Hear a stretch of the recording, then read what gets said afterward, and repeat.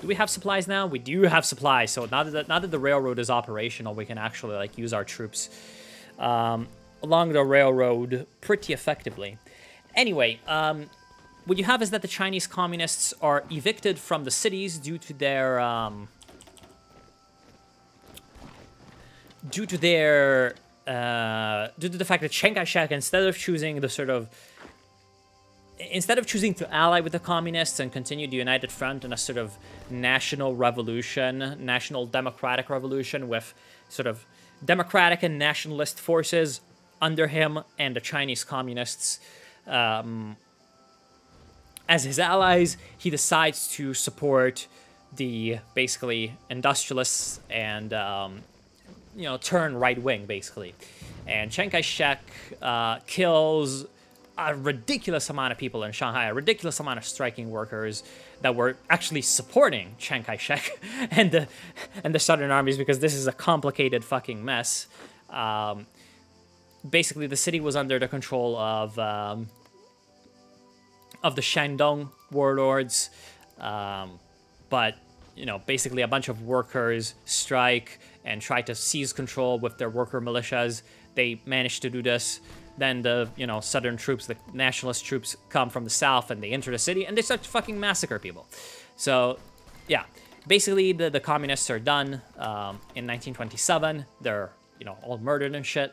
And this is where sort of the Chinese Maoist mythology sort of starts to arise. Not really just sort of the Maoist sort of movement really starts to, exist. Because before the Chinese communists were just like the Russian ones, They were trying to establish control first in the cities and then in the countryside and have the peasantry be the allies of the urban working class rather than leading the sort of national revolution from the countryside, which is what Mao eventually theorizes and starts to do. Now, where does he start? He starts first in the northern Mao and, at the beginning, it's not just Mao, it's Mao plus a decently big faction within the CCP. The early CCP, which was not Maoist at all. In fact, it was probably the closest, kind of ideological tendency of the early CCP would, I guess, be a kind of Trotskyism, really. In fact, the founder of the CCP, Chen Duxiu, becomes a Trotskyist later down the line.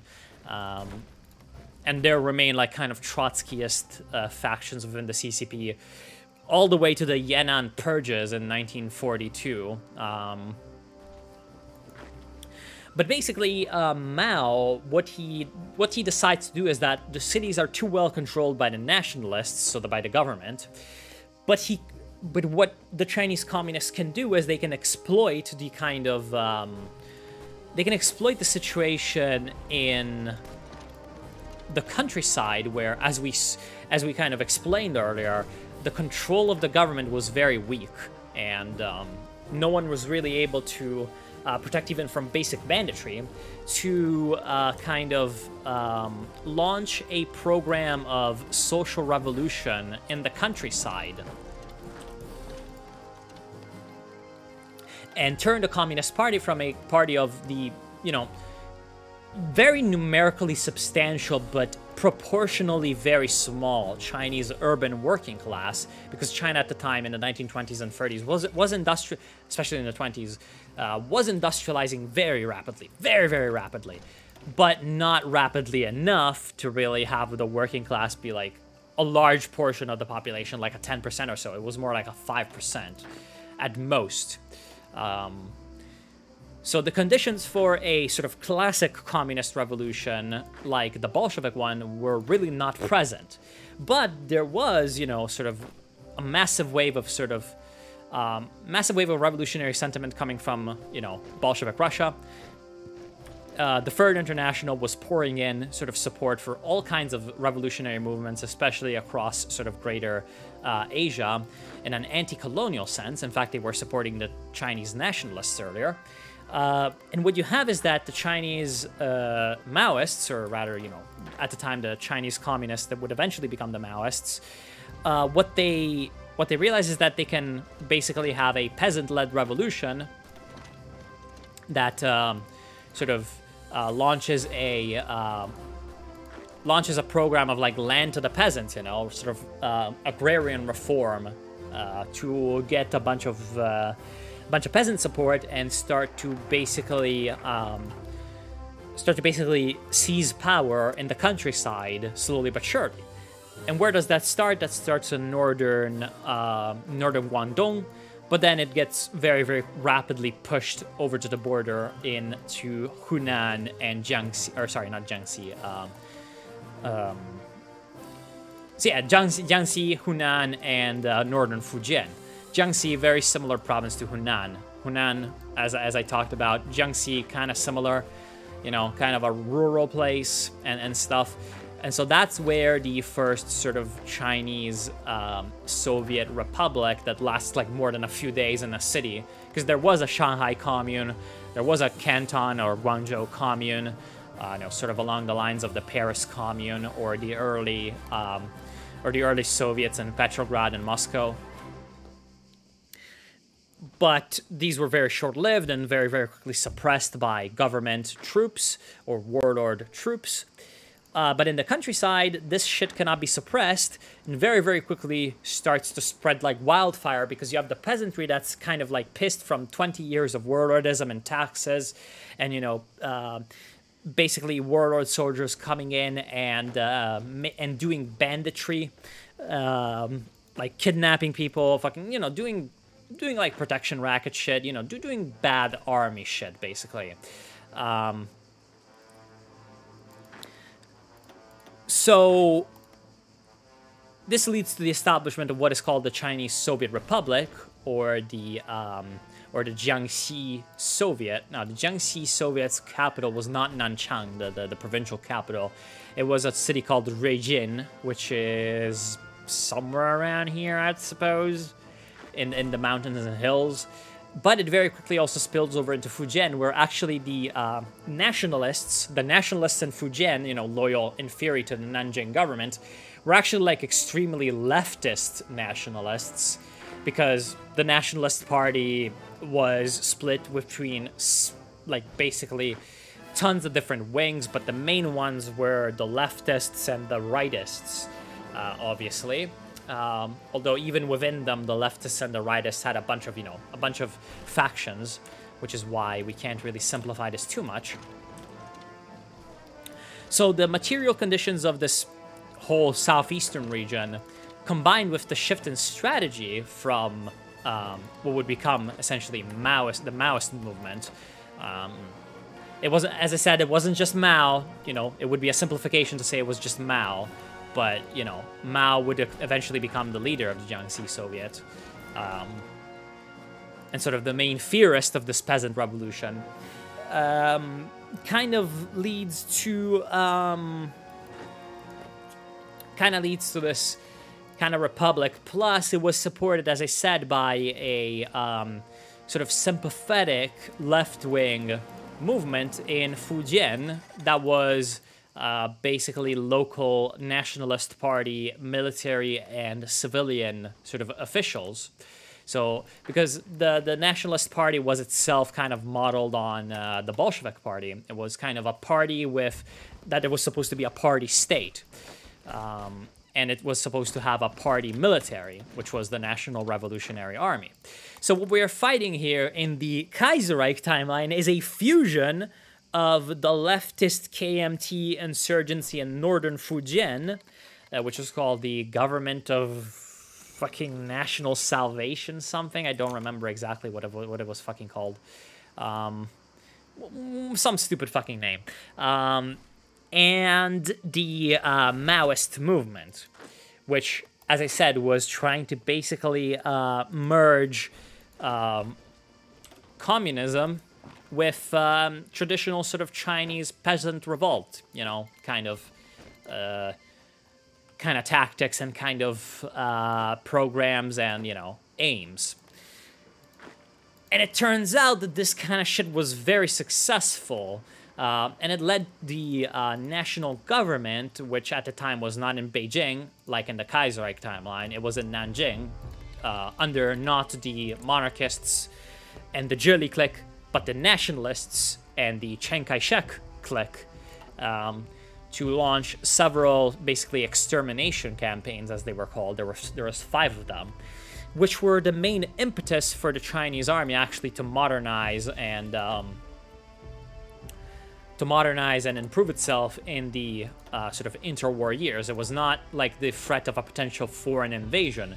It was the threat of sort of social revolution in the countryside and in the city. So it was the necessity to exterminate the communists and their sort of and their guerrilla armies. Now, the sort of the kind of like communist peasant guerrillas were so ridiculously effective that they were kind of able to resist for several years against basically a modern army, until what they had to do to suppress them was literally just like they literally had to build a bunch of barbed wire around the so-called Soviet areas, so the areas of CCP control.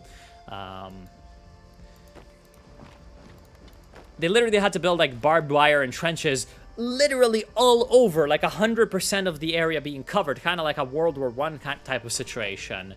And they had to basically box the communists in these regions and bombard them with artillery that was supplied from Germany. At the time, Chiang Kai-shek was looking basically ideologically and militarily towards Germany and Italy because he was kind of a fascist. He literally said, like, we need fascism, but like for China, so we can't say we're fascist because it needs to be like a Chinese version of fascism, and that was called the New Life movement. Basically, the KMT in the 1930s start to become increasingly kind of looking towards the Axis powers. And it was also kind of like postponing the confrontation with Japan, who was at the time like sort of taking over Manchuria with Manchukuo. It was postponing the sort of national struggle against the sort of foreigners or whatever, who were the Japanese at the time, really. And to a lesser extent, the Western powers that were sort of encroaching upon China with, as we see the legation studies. It wasn't literally as like as apparent that the Westerners were coming in and, you know, taking over China as it is in Kaiserreich, but they were doing it and everyone kind of saw it. They were doing it sort of like more soft imperialism. But everyone knew that this was happening, and everyone fucking hated it because it was a time of sort of national revival for China. It was a kind of time of nationalism rather than pragmatism. So this caused the Chiang Kai-shek's Chiang Kai-shek's regime to start to seriously lose popularity among the sort of more progressive and the more nationalist wings of the KMT. And also of the general society, you know, the intellectuals and, you know, everyone who was kind of like hoping that the victory of the nationalists over the warlords would result in a kind of national renewal and sort of a new rise of China to be once again sort of a respected member of the international community and sort of an equal to the West, right? And the Chinese communists were able to exploit this, the fact that Chiang Kai-shek was so focused on destroying them rather than the Japanese, and the Japanese were sort of steadily encroaching and taking more and more territory bit by bit in China. They were able to use this to sort of portray themselves as the true nationalists, kind of. And I suppose this is what the left KMT is trying to do in the Kaiserreich timeline as well, but what we've done by sort of going anti-concessionist is trying to, like, build up our nationalist sort of street cred, I suppose. There we go. There goes the left Kuomintang.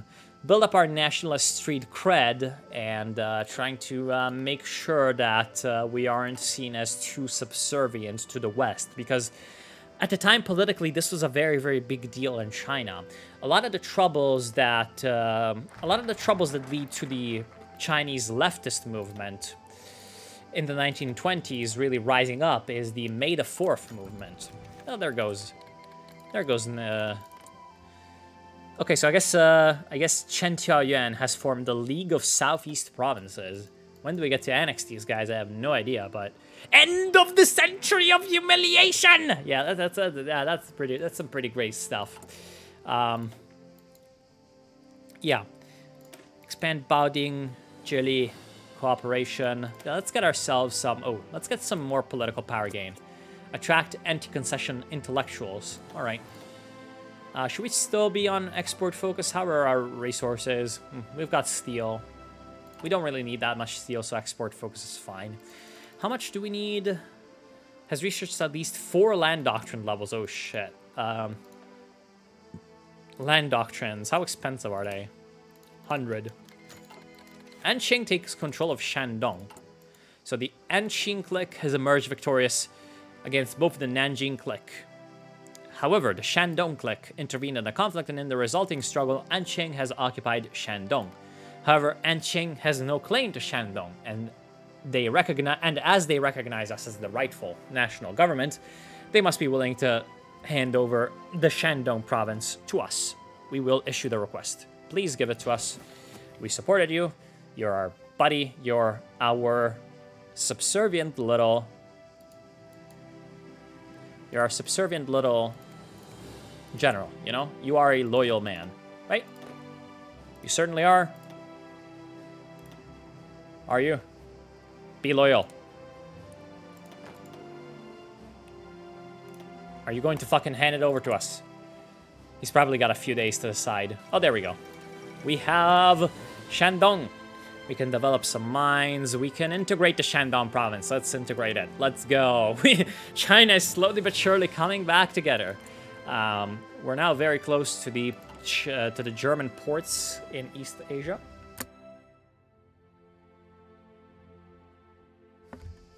So yeah, that was the basic gist of the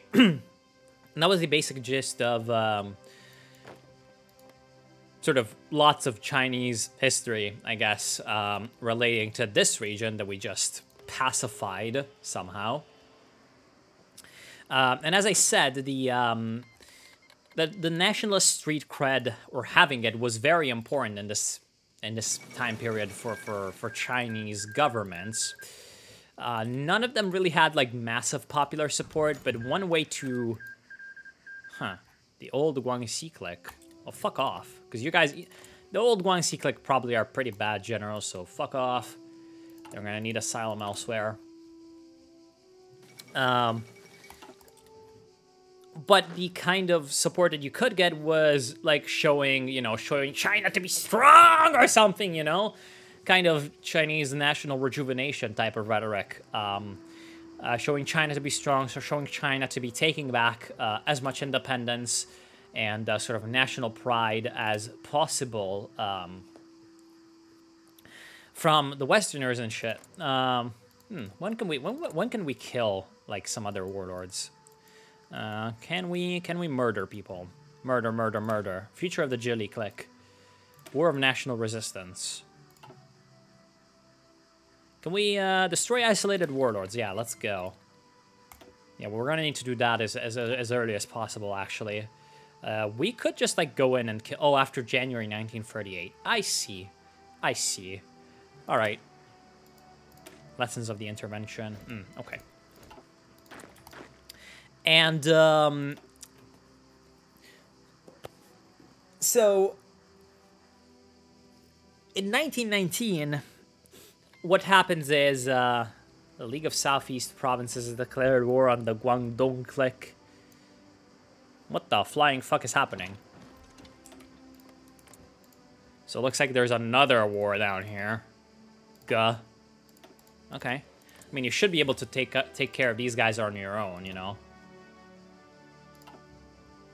You really should, but let's send in some support anyway. Only free? Alright.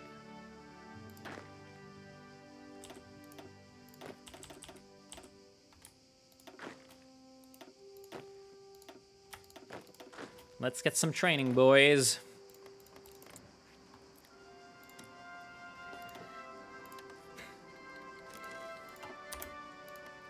So May the 4th movement. Let's explain what was going on in the late 1910s. So basically China technically did join World War I on the Allied side. And so when the Central Powers were defeated, China sent a representative over to the Versailles Peace Conference, or sent its own delegation over.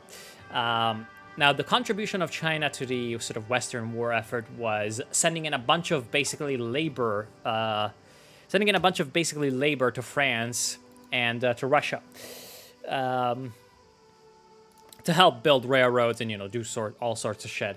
They were also gonna send their own army over to the West, although that did not work out, and it's a funny story in and of itself. Please comment in the comment section if you want to hear the story of the Chinese Expeditionary Corps to World War I, because it's actually pretty funny, but we don't have time to talk about this right now.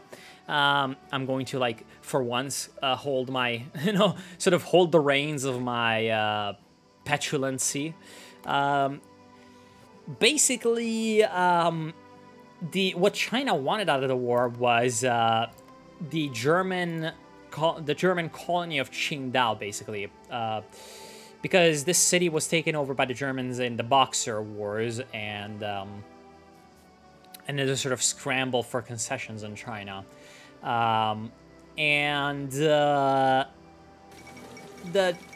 Really, there's fucking people sabotaging shit here. The Chinese did not particularly like the German colonization of China. They didn't like any colonization of China, but they especially didn't like the German and Japanese ones. But, you know, the problem was that the Japanese also had joined World War I to take German colonies in East Asia. And in particular, Qingdao, the city of Qingdao, the port of Qingdao, and the sort of railway concessions in Shandong Peninsula, which was kind of seen as, like, the prelude to full-scale invasion of the whole Shandong Peninsula. So basically, World War I in Far East Asia was about this. It was about control of Shandong. And sort of wider, like, issues with concessions. So what the Chinese wanted was, okay, we've helped out the French, we've helped out the British, we've helped out the USA in World War I. Now give us a rightful territory and sort of, you know, please lower the amount of concessions. Like, please, like, yeah, lower the amount of curb your imperialism a little bit. Well, there was a problem with that. The problem was that beyond the sort of, like, declarations of Woodrow Wilson and the 14 points and, you know, self-determination, blah, blah, blah, blah, these motherfuckers didn't give a shit about China. Self-determination was for white countries. So, actually, the concessions in Shandong and Qingdao were given to Japan and not to China.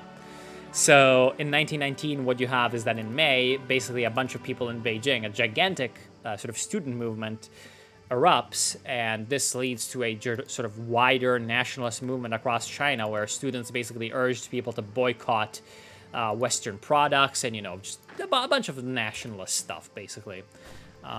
Really?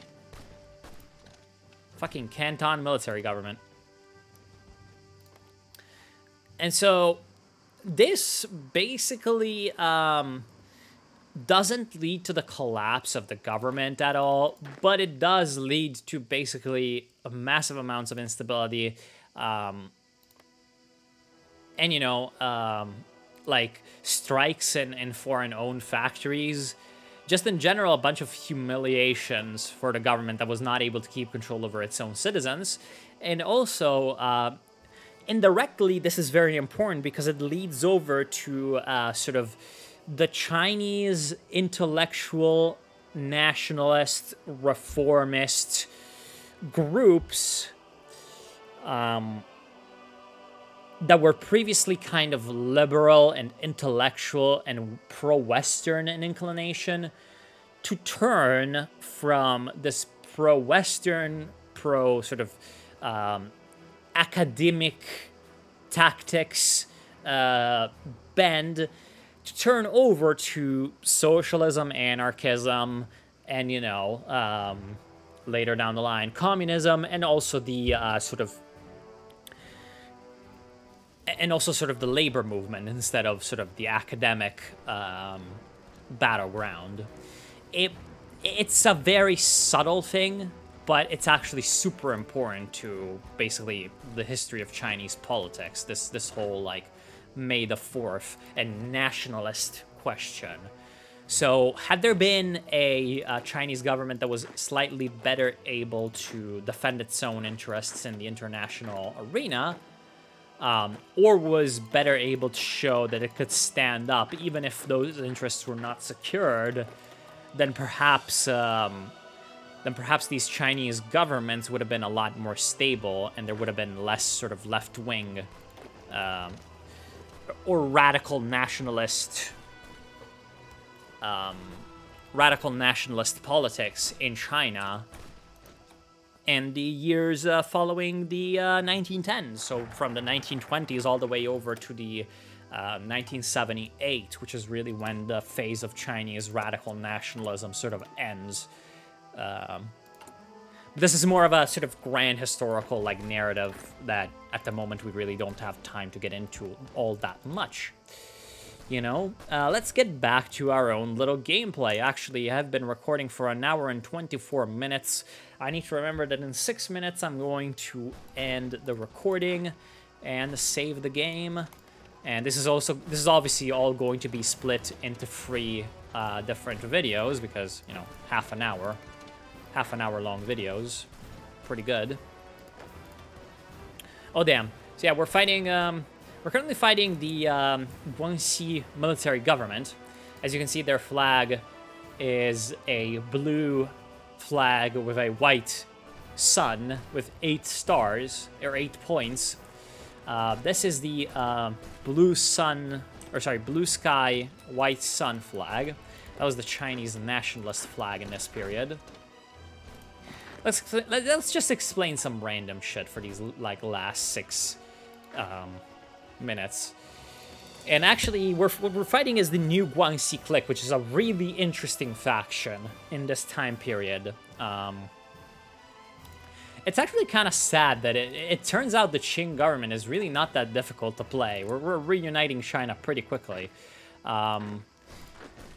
Yeah, I would say that yeah, this is definitely one of the most interesting factions because it had kind of a...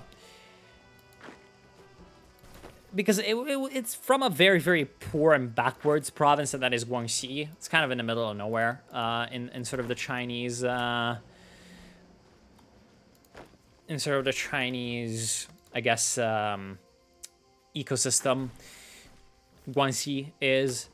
But the Guangxi clique, even though it comes from, again, you know, a province that is relatively unimportant, actually had a ridiculously important impact in Chinese politics. A very outsized impact in Chinese politics in the 1920s and 30s. Especially politics, but also... but especially politics, but especially military affairs, because it was kind of a martial province, and plus the members of the new Guangxi clique who were actually let's show this. I don't see it here apparently. Unfortunately, there's a general somewhere over here called Bai Chongxi, and this general called Li Zongren. Actually, can I see Bai Chongxi anywhere? No, I can't. Especially Li Zongren and Bai Chongxi, this like kind of weird power couple from the buttfuck middle of nowhere, who basically end up running like a ridiculously large portion of China, and they had kind of funny ideas about like, yeah, they had kind of funny ideas about like how their like territory should be run. They had kind of like, they themselves are kind of fascist as well. They were kind of fascists alongside Chiang Kai-shek, but Chiang Kai-shek was like, you know, was like Italian fascism is good, but these motherfuckers didn't know about Italian fascism. But they did basically end up well, at least at the beginning. They did end up creating what was basically Italian fascism, which is kind of interesting. Because they were just trying to basically make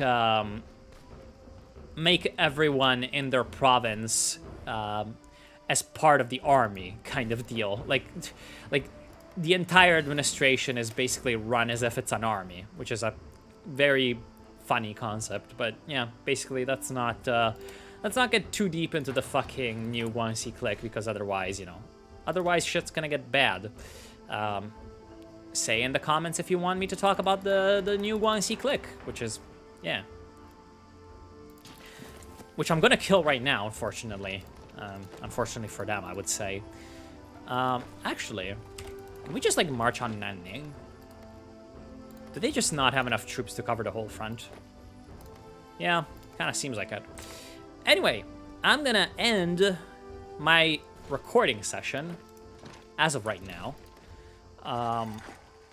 As you know, this is the third video in the series. I'm gonna try to make sure I have Mustafa Kemal seizes power. Allah, Allah. I actually played as the Ottoman Empire as the Kemalists, and it's really fun. Lots of fun. I will probably do a Victoria 2 on Hearts of Iron 4 Kaiserreich, no pause on probably, someone in this region. Definitely I want to do the no pause on China, because it's the region I have the most, like, historical knowledge of, I can bring out the most, like, interesting commentary when talking about China that is not just about gameplay. But yeah, there goes the new Guangxi clique. Can definitely bring out the most interesting gameplay when it comes to China. And I will definitely do a lot of these no pause series about various Chinese cliques, I would say. So yeah, I want to thank y'all for watching for now. Hope you enjoyed, and I'll see you soon. Bye.